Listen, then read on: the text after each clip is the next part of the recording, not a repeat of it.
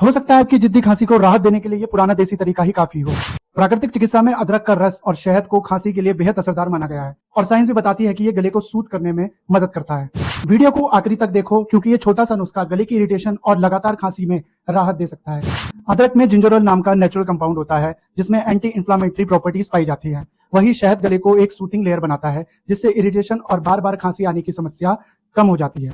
12 ग्राम अदरक का रस और 12 ग्राम शहद को हल्का गुनगुना करके दिन में 2 बार लें। प्राकृतिक चिकित्सा के अनुसार ये खांसी में बहुत लाभदायक माना गया है। ऐसी और वीडियोस के लिए मुझे फॉलो करना ना भूलें।